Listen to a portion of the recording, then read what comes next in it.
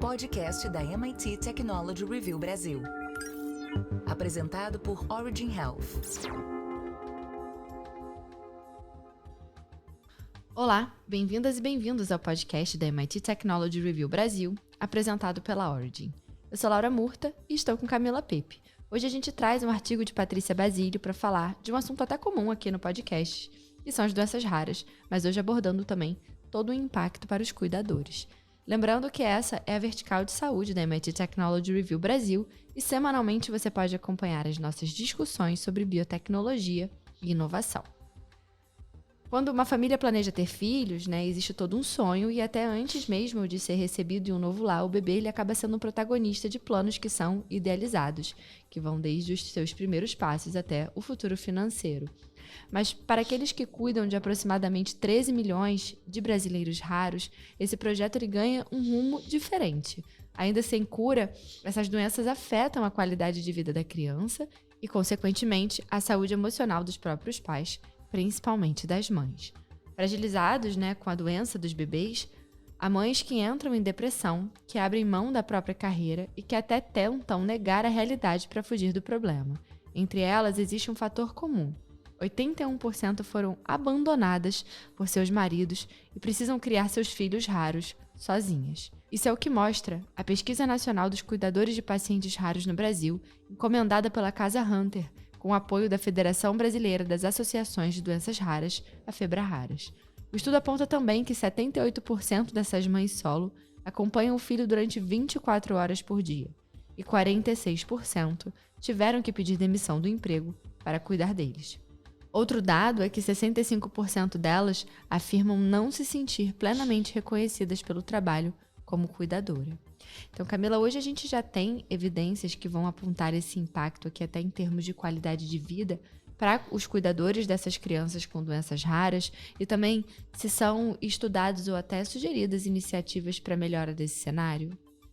Tem sim, Laura. No final do ano passado, foi publicado um artigo científico que evidencia que o diagnóstico e o tratamento de crianças raras pode afetar a qualidade de vida e a saúde mental dos cuidadores.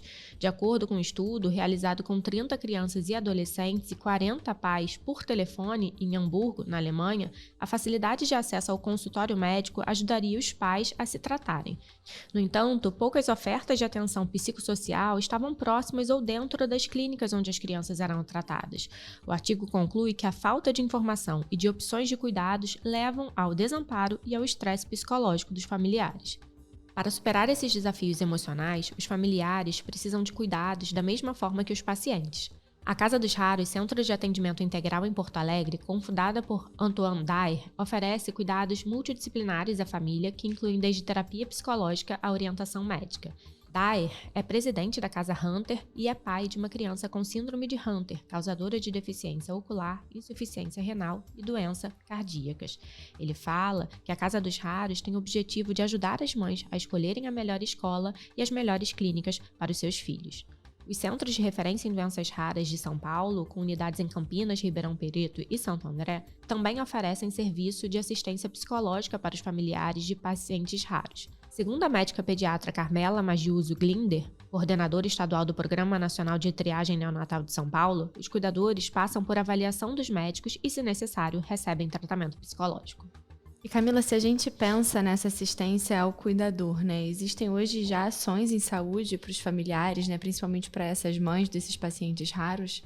Enfrentar essa realidade não é fácil, principalmente para as mães, mas para que isso ocorra de forma saudável, a doutora Carmela afirma que médicos e psicólogos devem sempre passar por uma mensagem de esperança aos familiares, sem afastá-los da realidade.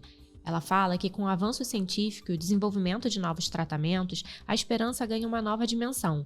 Antes, o pensamento era de luto. Agora, os médicos tentam mitigar o máximo possível os danos causados pelas doenças raras às crianças na expectativa de que, em breve, haverá a cura.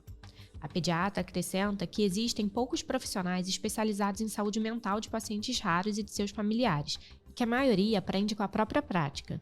Mas com o maior número de projetos sociais relacionados ao tema, universidades e organizações não governamentais estão criando eventos e cursos para capacitar mais especialistas. No Hospital Sobrapar, em Campinas, as mães recebem cuidados psicológicos e atendimento de assistência social antes das crianças nascerem. Segundo a psicóloga Vera Raposo do Amaral, presidente da instituição, com o equilíbrio emocional, as cuidadoras aprendem com a resiliência da criança e desenvolvem uma espiritualidade independente de religião.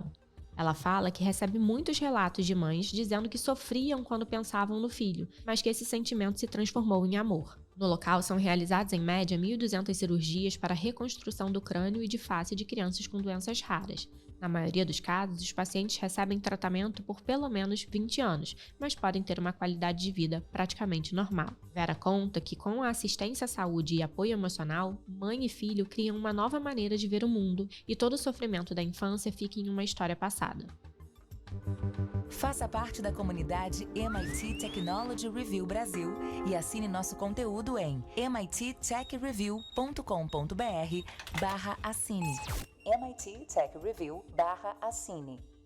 E hoje a gente tem o prazer de ter aqui com a gente no nosso podcast o Antoine Daher, que é presidente da Casa Hunter, Febra Raras e Casa dos Raros. Bem-vindo, Tony. Muito obrigado, Laura. Uma honra para mim participar com vocês nesse podcast. Tony, a gente trouxe aqui na matéria, os dados da Pesquisa Nacional dos Cuidadores de Pacientes Raros no Brasil, encomendada até pela Casa Hunter, com o apoio da Febra Raras, que fala do impacto, especialmente nas mães, que são essas cuidadoras. Eu queria que você comentasse um pouco sobre esses dados, incluindo o impacto entre mulheres de diferentes classes sociais. Muito obrigado pela pergunta. É uma realidade que a maioria da população não conhece. A mãe, além de receber o diagnóstico que gera um impacto absurdo,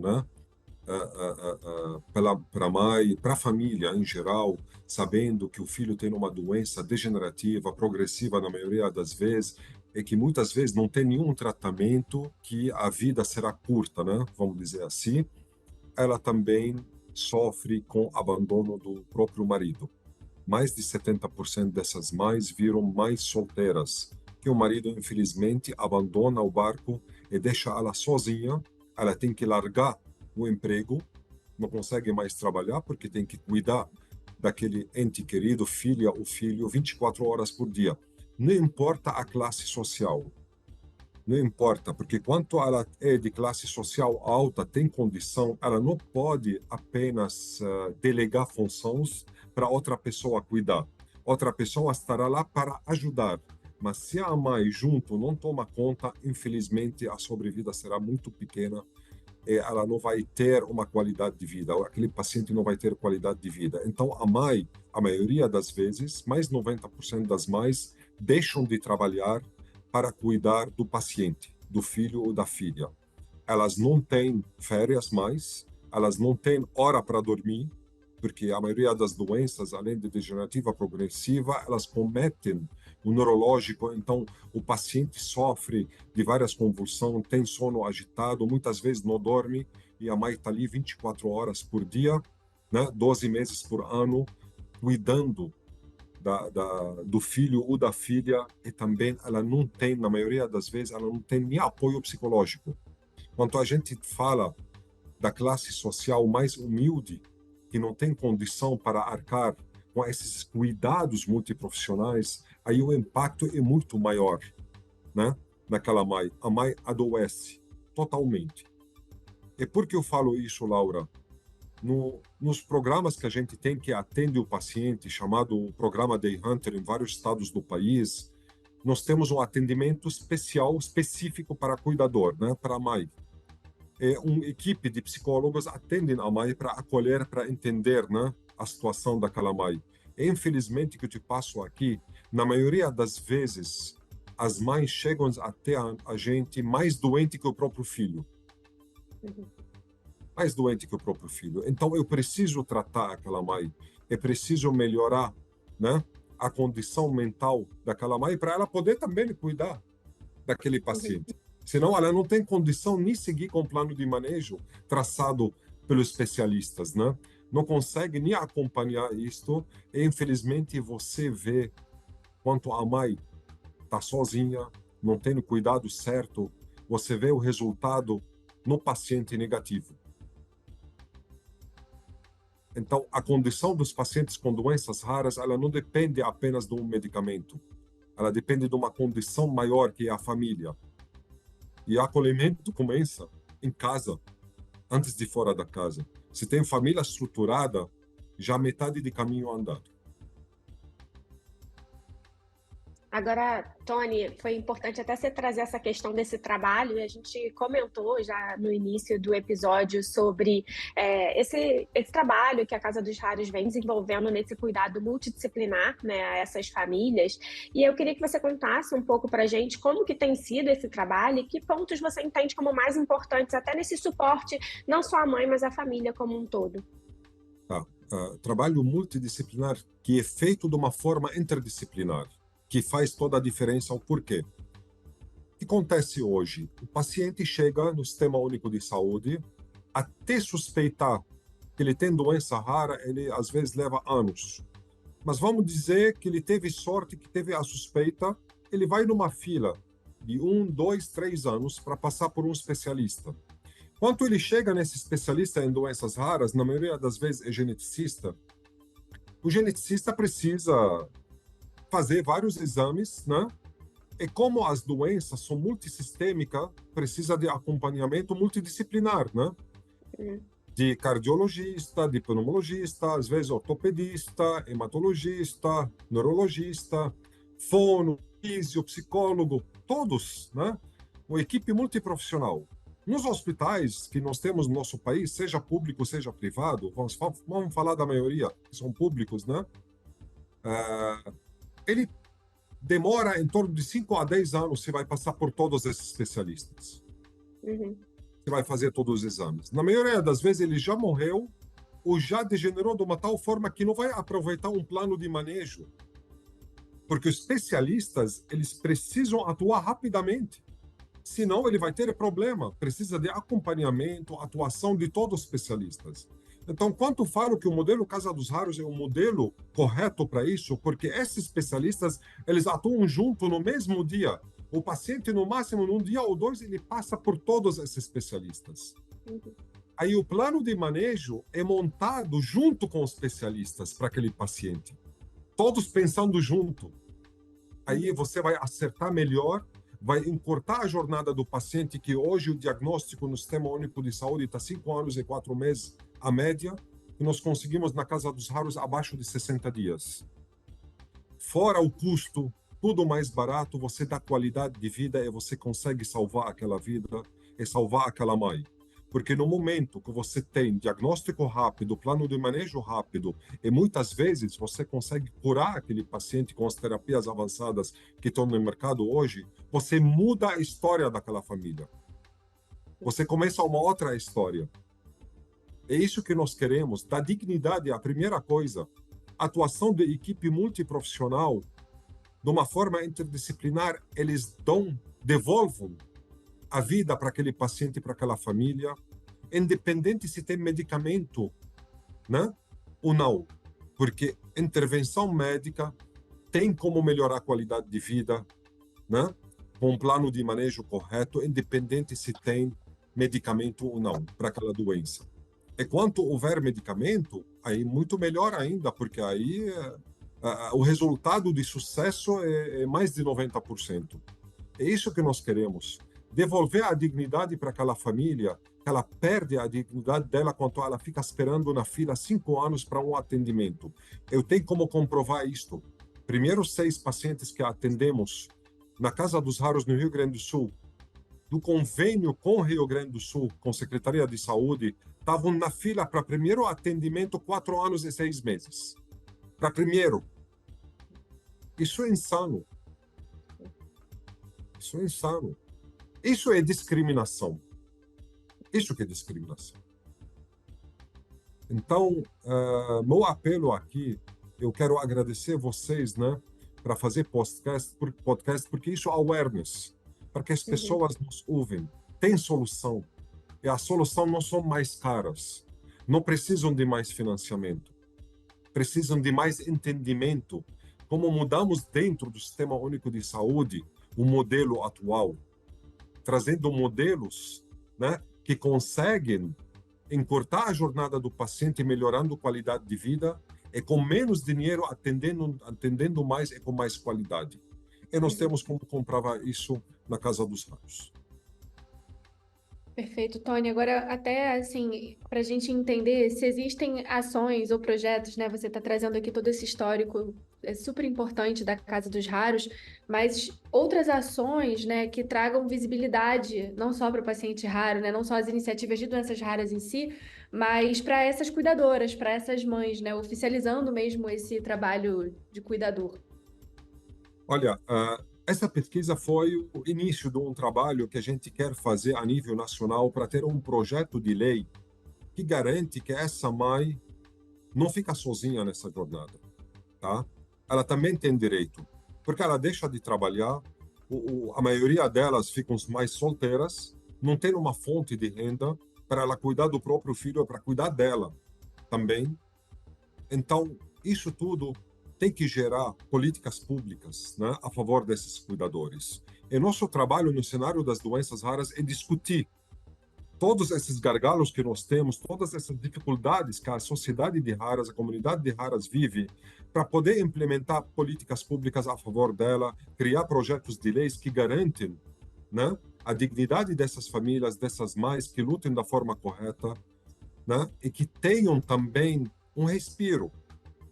Aquela mãe não pode perder a vida praticamente, ela perde a vida dela. A vida dela fica em prol de cuidar do filho e da filha, e o pior, sozinha, sem ter apoio de ninguém. Então, Casa dos Raros é um dos apoios importante, mas Casa dos Raros sozinha, ela não consegue fazer verão. Nós precisamos também do Sistema Único de Saúde, nós precisamos do governo, da atuação do governo, nós precisamos do Congresso Nacional, para garantir os projetos, né, que vão dar qualidade de vida para aquela família, para aquela mãe, para aquela criança, né, que vão dar esses direitos dentro da lei e vão garantir que eles vão ter uma qualidade de vida diferenciada. Agora, ações, nós temos que pressionar para que a gente tenha projetos quanto antes e aprovar esses projetos. E a Febra Raras e a Casa Hunter está trabalhando nisto, já em Brasília, tá? Nós estamos trabalhando isso, já temos isso em andamento, só para você saber. Então, nós não vamos deixar isso acontecer. A pesquisa foi feita 2, 3 anos atrás, não lembro mais o data, e por esse motivo, para quanto a gente tem um projeto de lei, e precisa ser baseado, temos algumas evidências, né? E tudo tem que ser baseado em evidência, nós temos já uma pesquisa que já é publicada também, que comprova a situação dessas famílias. Isso é super importante, né, Tony? Até quando a gente pensa em incorporação de tecnologia, de trazer o burden da doença, debater, a gente sabe que para incorporação em si ali no âmbito do Ministério da Saúde, esses custos indiretos eles não são considerados, mas isso traz toda a problemática envolvida, né? As características desses pacientes, a questão relacionada a essas cuidadoras, como isso tem um impacto muito maior, que vai além daquele custo diretamente relacionado àquele paciente, que a gente sabe também que envolve muitas complicações, né? Perda de qualidade de vida, como você falou, morte prematura. Você tocou no ponto mais importante agora, que a gente está levantando os dados, né, em Porto Alegre, para mostrar isto. Porque o que acontece? Todo mundo, quando se fala do tema doenças raras, primeira coisa que vem na cabeça, precisamos mais dinheiro, precisamos mais financiamento, né? Esses pacientes que ficaram na fila 4 anos, 6 meses, ainda sem ser chamados, tá? Todos os pacientes no país ficam na fila mínimo de 2 a 5 anos para primeiro atendimento, não para fazer diagnóstico. Ainda diagnóstico demora mais. Quanto você acha custa para o sistema essa espera? Ele não está esperando em casa feliz e brincando. A gente estamos levantando os dados. O mínimo, cada paciente é internado 3 vezes por ano. O mínimo, cada paciente às vezes faz um procedimento ou uma cirurgia, 1 ou 2 nesses anos. A média. Muitos medicamentos errados, muitos exames errados. Então, o mínimo, estamos levantando o custo, custa cada paciente o mínimo de 30 a 50 mil reais o Sistema Único de Saúde, antes de chegar no primeiro atendimento, ainda não fez o diagnóstico. Vai ter outro custo para diagnóstico. Tá? É para passar por equipe multidisciplinar, outro custo, é para ter o plano de manejo, outro custo. Mas antes de chegar, o mínimo 30 mil reais. Sabe quanto a gente está cobrando? Nós cobramos da Secretaria de Saúde, nós recebemos por cada paciente para fazer o diagnóstico completo, se precisa exoma, junto, para passar por equipe multiprofissional, de médicos, não médicos, é para montar o plano de manejo completo. Sabe quanto a gente recebe por paciente? E a gente está fazendo assim? 3 mil reais. 10% de que o mínimo que custa o paciente nem fez nada disto. Porque até fazer tudo isso vai custar mais de 100 mil reais. Então vira 3%. Então esse assunto que precisamos de mais dinheiro, mais financiamento, não. Se fizermos essas economias, aquilo que sobrar de economia, dá para bancar milhares de terapias avançadas. Milhares. Milhares de terapias avançadas. Nós não precisamos de mais dinheiro. Precisamos de mais gestão, de mais seriedade, de mais dignidade, de menos discriminação, de mais conscientização. O ser humano culpado em todas as desgraças que acontecem no país é o ser humano. Não adianta jogar para apocalipse, agora que estão jogando, apocalipse, está acontecendo, mudança climática, não adianta. É o ser humano que causou tudo isso. É nas doenças raras, na saúde em geral, nós temos soluções. Só aceitar todos sentarem juntos para trazer soluções que beneficiam a todos, não apenas ao paciente, mas também ao sistema, a todos interessados. Mas enquanto o governo não aceita sentar com todos, o outro não aceita sentar, não vai dar certo. Não vai dar certo. Porque isso, quando a gente fala de política pública, interessa a todos. Então tem que baixar a cabeça, ser mais humilde, entender que esse problema é de todos nós e ninguém faz nada sozinho. Acho que você trouxe um ponto que é super importante, Tony, que é essa visão, né, de que a gente não necessariamente está falando de altos investimentos, que a gente tem essa tendência de pensar só em diagnóstico, em tratamento, mas existe uma série de outras oportunidades e possibilidades que podem ser trabalhadas e que, como você trouxe aqui, não necessitam de um investimento tão alto assim, né? Acho muito bacana que você traz esse estudo que vocês estão fazendo em Porto Alegre, que acho que dado, ele vai ajudar, né, para todo mundo estar envolvido dentro desse trabalho, engajado dentro desse racional. E aí eu queria saber se existem outros estudos ou projetos semelhantes como esse de geração de dados, né? Ou que outros, mesmo que não em andamento, que você veja que sejam importantes e que a gente possa até trazer aqui para quem sabe algum dos nossos ouvintes permitir que esses dados sejam gerados. A única coisa que eu te garanto é que tudo que está sendo feito em Porto Alegre vai gerar dados e serão publicados. Tudo referente ao paciente. Primeiro dado, que nós temos já um modelo que consegue encurtar a jornada do paciente, do diagnóstico de 5 anos para menos de 60 dias. Consegue diminuir o custo absurdamente. Isso traz inclusão social, traz mais investimento, capacitação. Tudo isso será publicado. Todos esses dados serão publicados em revistas científicas conhecidas para a gente poder avançar nesse tema. Agora, a questão que fica, eu quero a ajuda de vocês. Todos os governos têm interesse a organizar isto? Todos terão interesse? O Rio Grande do Sul tem interesse. Uhum. Agora, a pergunta que fica, todos terão esse interesse? Você me entendem por que estou perguntando isto? Porque tem gente que não tem interesse de arrumar a casa. Uhum. Tem gente que gosta de bagunça. Vocês concordam? Então, nós temos que superar no nosso país vários gargalos. Não apenas trazer dados e mostrar como se corta o queijo. Não. Nós temos outros desafios, infelizmente, no nosso país. E só esse trabalho, volto a falar, parabenizo vocês através esse trabalho de conscientização, de gerar dados, de mostrar, vocês fazem trabalho de pressionar de uma forma positiva as mudanças necessárias. É isso que a gente precisa estar mais perto junto, mais perto de vocês e vice-versa, para a gente trabalhar junto. Agora, tem outros projetos, ainda não posso falar aqui para vocês, porque ainda não foram oficializados de geração de dados, mas em breve serão. Eu vou compartilhar com vocês também, né?